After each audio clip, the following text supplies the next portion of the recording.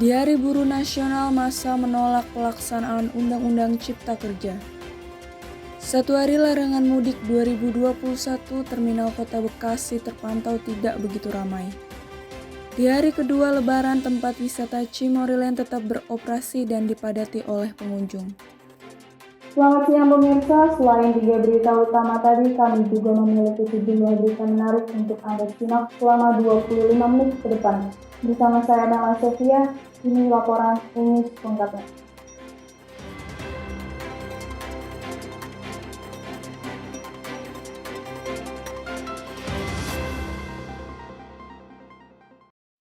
Selamat siang pemirsa, saat ini Anda menyaksikan E-News bersama saya Mela Sofia. Massa buruh kembali berunjuk rasa menolak Undang-Undang Cipta Kerja di peringatan Hari Buruh Nasional. Ada sekitar 300 orang pekerja Indonesia yang ikut serta memperingati Hari Buruh Nasional di kawasan Patung Kuda, Monas, Jakarta Pusat. Selain massa buruh, sejumlah organisasi mahasiswa juga ikut berunjuk rasa, menuntut pemerintah mencabut Undang-Undang Cipta Kerja dan memberlakukan upah minimum sektoral. Aksi teatrikal ini menggambarkan nasib buruh yang disengsarakan dengan diberlakukannya Undang-Undang Cipta Kerja Nomor 11 Tahun 2020.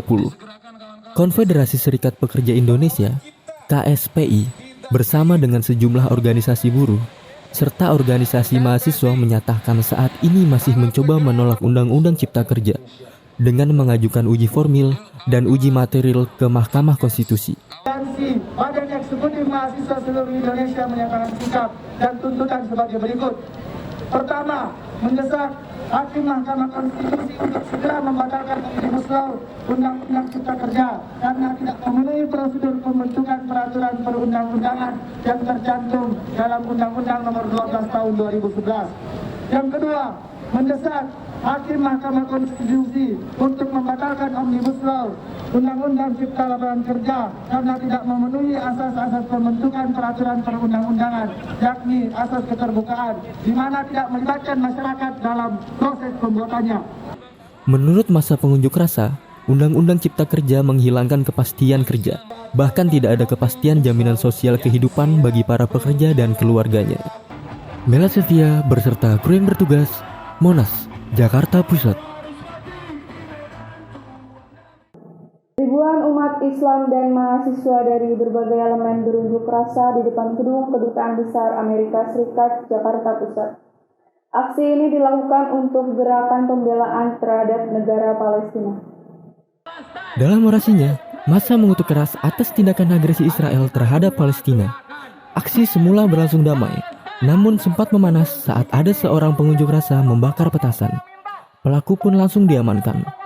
Massa ini menuntut pemerintah Amerika Serikat untuk tidak lagi mendukung serangan Israel terhadap Palestina dengan memberikan bantuan senjata.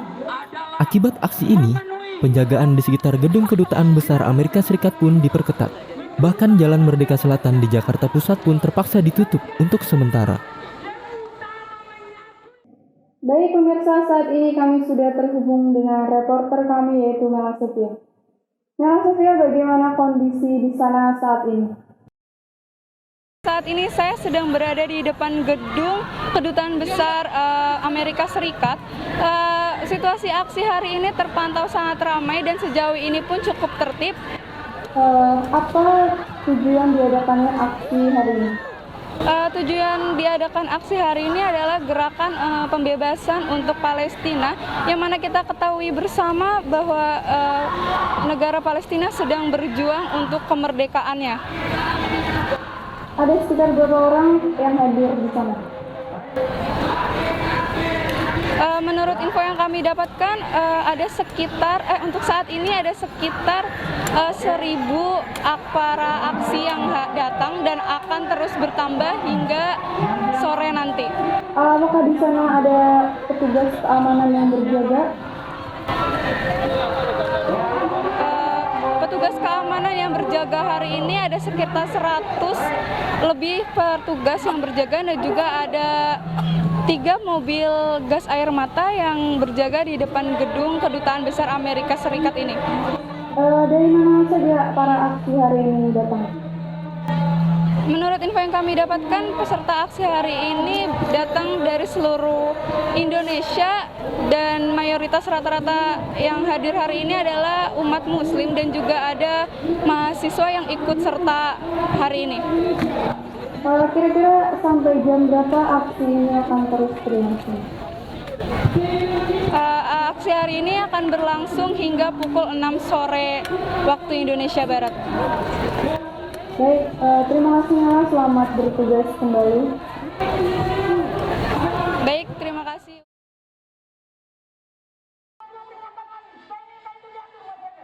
Baik Ibu, tujuan aksi hari ini tuh untuk apa ya? Karena kita punya solidaritas dengan rakyat Palestina. Kita juga punya kenalan ustazah dari Palestina dan juga nggak cuma masalah agama yang memang kita diharuskan ya membela. Allah kan sudah bilang ya, nanti di akhirat kan akan ditanya tuh, apa yang sudah kamu lakukan pada saat bangsa Palestina sesama muslim ditekan, dijajah. Selain itu juga karena kemanusiaan, kan hancur negaranya. Jadi dan yang pertama kali mengakui Indonesia mereka adalah Palestina dan banyak banget sejarahnya. Jadi kita merasa bahwa kita harus membela mereka. Baik Ibu, harapan besar dari aksi demo hari ini itu apa? Harapan besarnya adalah Palestina keluar dari Israel. Tapi kalau kita lihat dari Al-Quran dan hadis bahwa akan selamanya seperti ini sampai nanti Dajjal turun dan ada Imam Mahdi. Jadi sampai kapanpun kita harus berjuang agar dia selalu kalah dan nggak pernah menang. Palestine, free Palestine. Ayo kita semua. Penetapan larangan mudik pada tanggal 6 hingga 17 Mei mendatang telah diberlakukan oleh pemerintah. Hari ini tanggal 5 Mei 2021, satu hari sebelum dilarangnya mudik, Terminal Kota Bekasi terpantau tidak begitu ramai oleh calon pemudik. Menjelang satu hari larangan mudik yaitu tanggal 6 sampai 17 Mei mendatang, pada hari ini Terminal Bekasi Kota terpantau tidak begitu ramai oleh para pemudik yang akan melakukan perjalanan mudik atau keluar kota Bekasi. Dari data yang kami dapatkan hari ini, volume penumpang akan meningkat 2 hingga 3 kali lipat daripada hari-hari biasanya, di mana pada hari-hari biasanya terdapat rata-rata 300 hingga 400 penumpang. Dan hari ini diprediksi oleh pihak terminal ada sekitar 1.500 penumpang yang akan, tetapi hari ini terpantau sepi oleh penumpang yang akan mudik. Sementara data yang kami dapatkan pada 2 hari terakhir ini, pada hari Senin kemarin ada sekitar 1.588 penumpang yang melakukan perjalanan mudik. Kemudian pada hari Selasa kemarin ada sekitar 1.340 penumpang yang sudah berangkat melakukan perjalanan mudik. Berikut adalah wawancara kami bersama Dinas Perhubungan Terminal Kota Bekasi. Untuk para calon penumpang kelihatan relatif. Untuk kendaraan pun juga sudah mulai dibatasin. Untuk lonjakan penumpang pun juga kelihatan jauh lah, kemungkinan tidak ada. Paling kalau tanggal kemarin sebelum tanggal 5 ada 20%-an penumpang biasanya yang berangkat mudik sebelum tanggal yang sudah ditentukan penyekatan. Demikian yang dapat kami laporkan, saya Mela Sevia Septi dan juru kamera Fadila Aditya Putra kembali ke studio.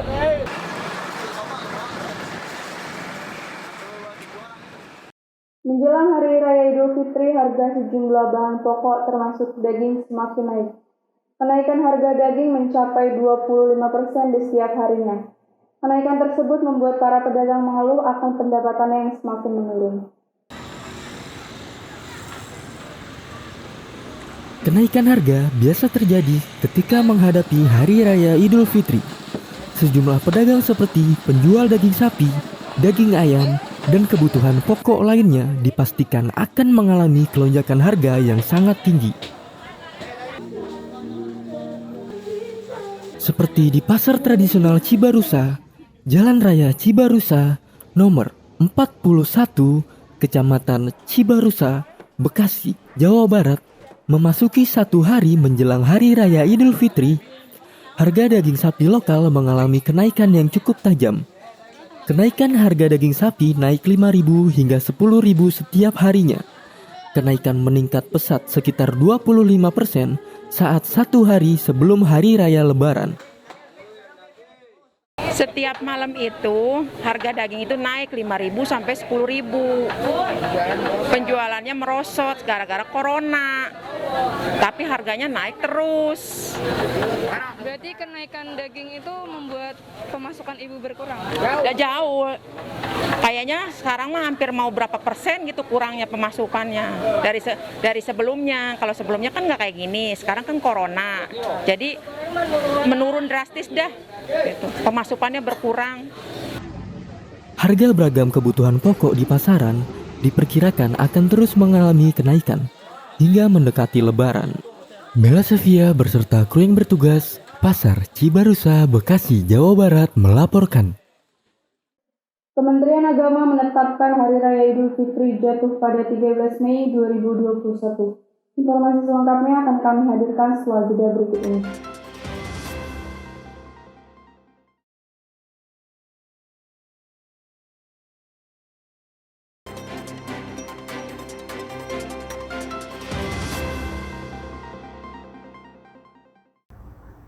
Sidang Isbat Kementerian Agama Republik Indonesia menetapkan Idul Fitri 1 Syawal 1442 Hijriah jatuh pada 13 Mei 2021 besok. Menteri Agama Yakut Koli Kaumas setelah memimpin sidang isbat bersama MUI dan Ormas Islam lainnya menyebutkan 88 titik pemantauan melaporkan tidak terlihat hilal di 34 provinsi.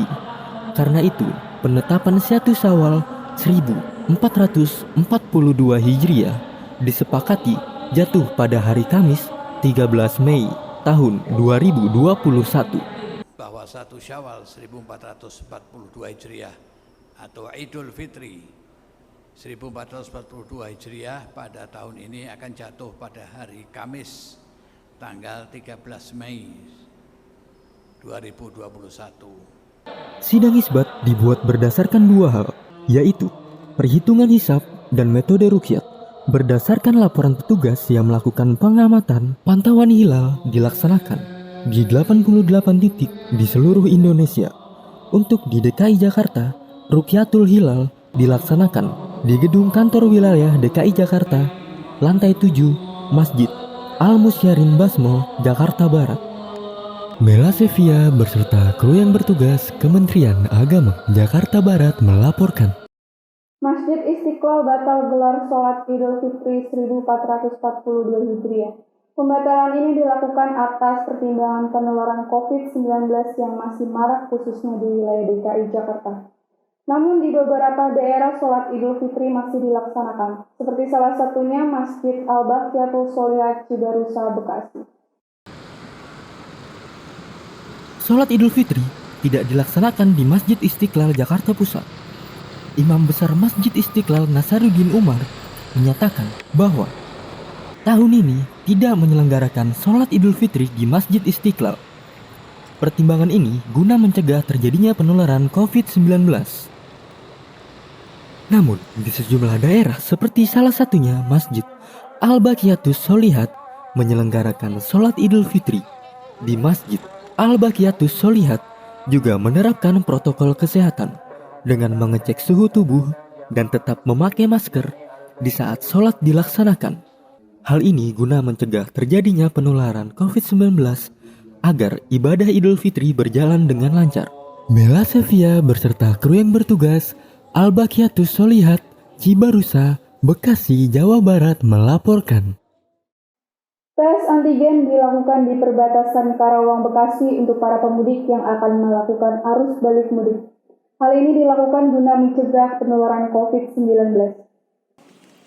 Tes swab antigen di arus balik mudik di daerah perbatasan Karawang, Bekasi, Jalan Raya Rengas, Lemah Abang, Kabupaten Bekasi, Jawa Barat, diselenggarakan sejak Senin 17 Mei hingga 24 Mei 2021 mendatang. tes antigen diselenggarakan guna mencegah penularan COVID-19 bagi para pemudik yang hendak kembali ke rumahnya masing-masing. Swab antigen ini diselenggarakan secara gratis, tanpa dipungut biaya. Petugas melakukan swab antigen secara acak dan difokuskan bagi pengendara roda 2, khususnya yang melintas di perbatasan Karawang-Bekasi. Kemudian, pengendara yang tidak membawa surat keterangan bebas COVID-19 akan langsung dilakukan rapid test swab antigen di tempat.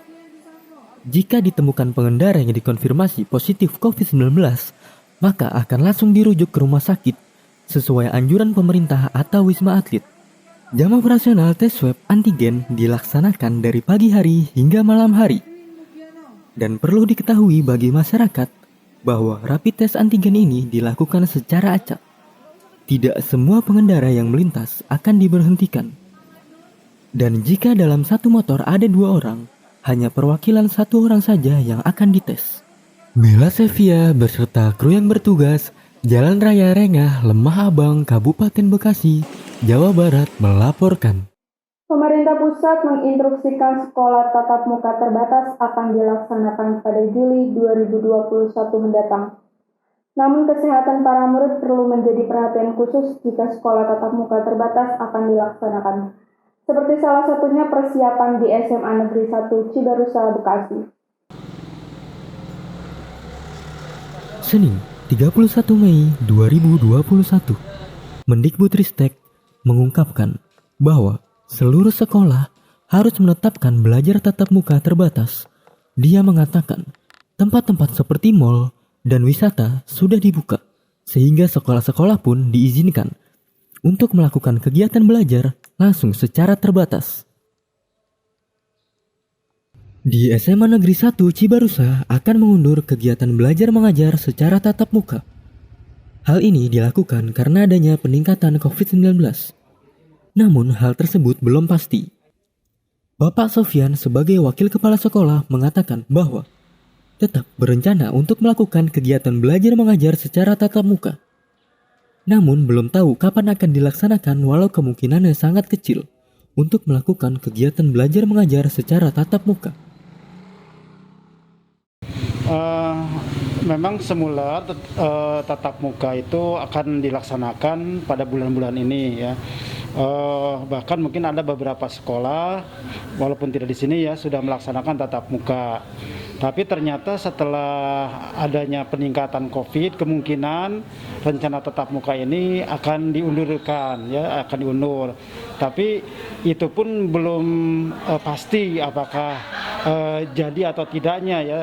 Hanya sekolah khususnya SMA Negeri 1 Cibarusa ini itu tetap berencana bahwa tatap muka akan dilaksanakan ya, walaupun barangkali kemungkinannya kecil. Artinya bahwa kami sekolah tetap menyediakan berbagai persiapan-persiapan seperti alat untuk cuci tangan ya, kemudian semua guru-gurunya sudah divaksin, terus kelas-kelas sudah disiapkan untuk 50%-nya gitu. Dan protokol-protokol COVID sudah kami siapkan untuk jika dilaksanakan tatap muka pada bulan ini atau pada minimal pada tahun ajaran yang akan datang ya di bulan Juli gitu. Mela Sevia beserta kru yang bertugas SMA 1 Cibarusa, Bekasi, Jawa Barat melaporkan. Peningkatan sampah di Bantar Gebang terjadi lantaran menerima sekitar 7.600 sampah per hari dari DKI Jakarta. Peningkatan sampah di UPST Bantar Gebang mengalami kenaikan di tahun 2021. UPST Bantar Gebang di setiap harinya menerima sekitar 7.600 ton sampah per harinya. Ada 1.300 truk sampah yang setiap harinya beroperasi mengangkut sampah. Untuk peningkatan sampah setiap hari tidak kita tentukan, tapi kalau yang kita ketahui itu adalah peningkatan sampah per tahunnya. Karena kan data dalam 1 tahun itu kita rata-ratakan, misalnya tahun 2020 itu 7.400 ton per hari, tapi 2019 itu 7.700 ton per hari. Jadi ada penurunan karena kan 2020 itu ada pandemi COVID sehingga ada kegiatan pekerjaan dari rumah ya, work from home, sehingga dari Jakarta itu volume sampah yang masuk kemari menurun. Sedangkan pada tahun ini ya, semester ini hampir 7.600 ton per hari sampah yang masuk. Truk sampah yang datang per hari itu ya rata-rata itu 1.300 truk. Mela Sevia beserta kru yang bertugas UPST Bantar Gebang, Bekasi, Jawa Barat melaporkan. 2 hari menjelang Lebaran, pengunjung pasar Marakas membludak. Informasi selengkapnya akan kami hadirkan setelah jeda berikut ini.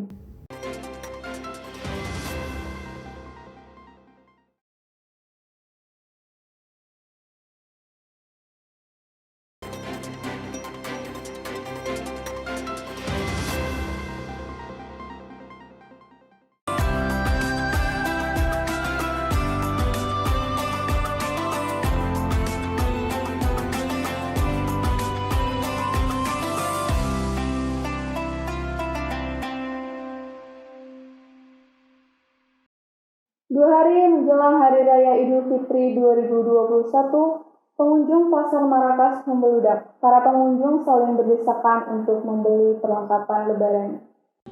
Hari Raya Idul Fitri adalah hari yang paling ditunggu bagi umat muslim di seluruh dunia. Salah satu kegiatan dalam rangka menyambut Idul Fitri yaitu membeli baju Lebaran.